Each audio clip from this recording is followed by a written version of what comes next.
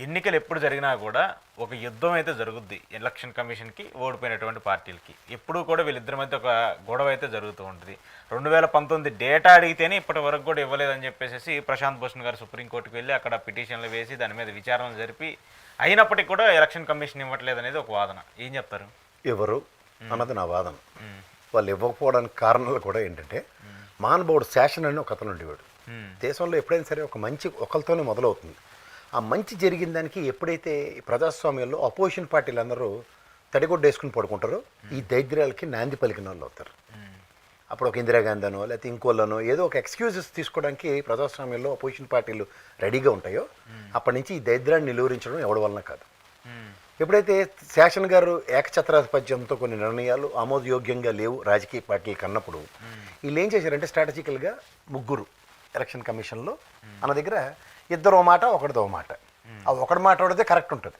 ఇద్దరిది ఎప్పుడైతే దైద్యం మొదలైందో దానిది అలా పరివర్తన చెందుకుంటూ గతంలో ఈ ఎలక్షన్ కమిషన్కి ప్రధానమంత్రి గారు, గౌరవ సుప్రీంకోర్టు చీఫ్ జస్టిస్ గారు, అపోజిషన్ లీడర్ గారు ముగ్గురు ఉండేవారు. ఇప్పుడు ఒక క్యాబినెట్ హోదా మినిస్టర్, ప్రధానమంత్రి గారు, అపోజిషన్ లీడర్. అపోజిషన్ అలాగో రాహుల్ గాంధీ లేటోడు, నోట్లో నాలిక లేనోడు. ఆయన ఉన్న ఒకటి యాపైన ఒకటి, అది ఉత్సవ విగ్రహం కింద నేను అభివర్ణిస్తాను. ఎందుకంటే ఈ మొనాటమీకి ఎప్పుడైతే బ్రేక్ పడిపోయిందో ఆ 2 ఓట్లు వాళ్ళవే. నేను ఇందాక నుంచి చెప్తుంది. సో ఇప్పుడు ఈ దౌర్భాగ్యానికి ఏంటి కారణం అంటే వీళ్ళకి పిల్లికి ఎలక్షన్ లాగా ఈ ఎలక్షన్ కమిషను ఈ దిక్కుమాల మిషన్లకి ఎవ్వడికి దానివల్ల సత్ఫలితాలు రావట్లేదు. ఇప్పుడు ఏమన్నా అంటే ఒకసారి మనకి ఆంధ్రప్రదేశ్ని ఒక ఎగ్జాంపుల్గా చెప్పాలి. ఓసారి వాడిని గెలిపించినప్పుడు 151, ఈసారి గెలిపించినప్పుడు 164. అరకత్తెరలో పోకచెక్క అంటారు చూడండి, అది ఎటు నొరుకు పడుతుందో తెలీదు. తర్వాత ఎక్కడో కచ్చలో పుండు అల్లుడు వైద్యంలాగా అటు మాట్లాడితే వీళ్ళకి కోపం, అంటే కరవమంటే పాముకు కోపం, మింగమంటే కప్పకు కోపంలాగా 151 అబద్ధం అని చెప్పాలి, లేదా 164 అని అబద్ధం అని చెప్పాలి. ఇందులో ఒక పక్క ఒకటి వాదన ఉన్నట్టుగా పరిస్థితిని తయారు చేసి కూర్చోపెట్టారు. కానీ పోలేని ఓట్లన్నీ ఈ రజత్ కుమార్ లాంటి ఇక్కడ 25,70,000 ఓట్లు ఎత్తేసాడు ఇక్కడ ఏకంగా రాష్ట్రంలో. ఓ సారీ ఏట్రా అని అడిగినోడు ఎవడు లేడు. సారీ చెప్పేది కాదు, సారీ ఏట్రా బాబు, ఎలక్షన్ డిసైడింగ్ ఫ్యాక్టర్ కదా. ఒక ఓటుతో కూడా డిసైడ్ అయ్యే దగ్గర 25,70,000 ఓట్లు డిసైడింగ్ ఫ్యాక్టర్ అన్న దగ్గర 18 నుంచి ఎలక్షన్ 23 దాకా బ్రహ్మాండంగా వేరతలకు అందిద్ది రాష్ట్రాన్ని నడిపించారు. అక్కడ ప్రతి ఎలక్షన్లోనూ పోలేని ఓట్లు. అమరావతి, అక్కడ ఈ అమరావతి కాదు, అమరావతి మహారాష్ట్రలో వాళ్ళ రైతు లేకుండా ఈవీఎం మిషన్లు ర్యాలీలే తీసుకొచ్చారు ప్రజలు. అయినా చలనం మంటి పొక్కడం పాముల్లో పడి ఉన్నారు ఎలక్షన్ కమిషన్ వాళ్ళు. నేను మళ్ళీ చెప్తున్నాను సార్, ఎలక్షన్ అయిపోయిన ప్రతిసారి ఆ రోజు వార్తలు ఇలా పెట్టండి, బుర్రలు బద్దలు కొట్టి రక్తాలకు తర్పణాలు అయిపోయి ఉంటాయి చాలా ప్రాంతాల్లో. చెదురు మొదురు గట్ల మినహా ఎలక్షన్ మాసాడు బ్రహ్మాండంగా అయినప్పుడు రే అని అడిగినోడు ఎవడు లేడు. మీకు అర్థం అక్కడే మొదలైంది మన దరిద్రం అన్నది గుర్తుంచుకోండి. నిమ్మగడ్డ రమేష్ ఎవడో దాకా ఎందుకు ఎక్కడికి పోక్కర్లే, వాళ్ళ నామినేషనే ఇవ్వలేదు, చచ్చారు, చచ్చిపోయారని ఇక్కడ ఇంత చేస్తే లాస్ట్కి ఏడు చెప్పాడు యాడ్ రిటైర్మెంట్లు బెనిఫిట్ లేకపోతాయని. చెదురు మొదురు ఘటనలు తప్ప ఏడు జరగలేదట. మరి ఏటనాలి సార్ ఇలాగా? ఎవరికి చెప్పాలి చెప్పండి? ఇక్కడ మనకి ఇప్పుడు గౌరవ సుప్రీంకోర్టుగా ప్రశాంత్ భూషణ్ లాంటి లేడు. నెక్స్ట్ ప్రజా సమస్యల మీద ప్రజా సంఘాలు కూడా వెళ్ళాయి. అలా ఒక ప్రజా సంఘం కదా మొత్తం డేటా రిలీజ్ చేసింది. ఏది ఎంత ఓట్లు పోలైతే ఎంత ఓట్లు లెక్కెట్టారు, ఎంత దైద్యం అని.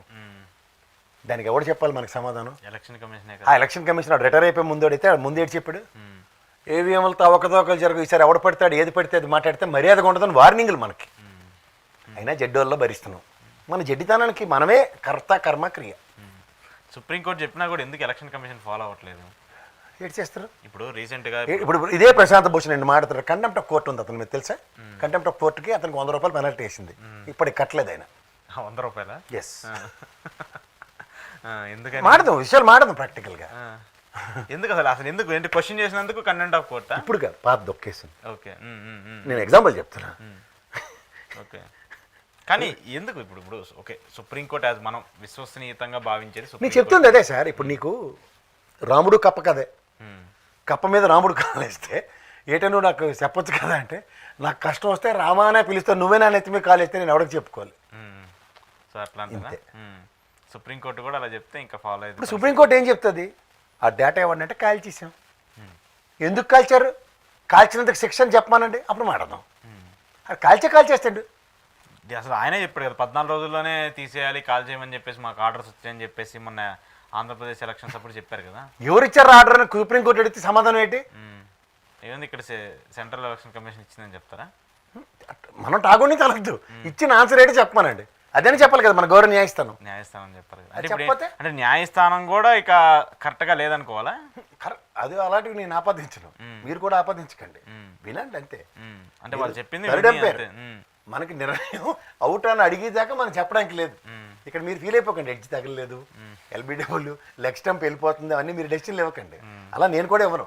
ఇక్కడ గౌరవ న్యాయస్థానం పరిధిలో ఉన్న అంశం ప్రశాంత భూషణ్ నిద్ర లేపినా సరే, ప్రజా సంఘాలు ప్రజా వాయిద్యాల కింద వేసినా సరే, ఎలక్షన్ కమిషన్ నిర్ణయం రేపు పొద్దున బ్యాలెట్ పేపర్లో తీసుకొచ్చి మన నెత్తి కడతారు. అప్పుడు దొరికినట్టు బుర్రలు బద్దలు కొట్టేసి చంపినంత పనిచేసి ఎలక్షన్ రిగ్గింగ్లు జరిగితేనే కదా ఈ దిక్కుమలు ఇవేమని వ్యాపారించి ఇవి కూడా అలాగే ఏడిస్తే ఎవరికెళ్ళి చెప్పుకోవాలి మనం.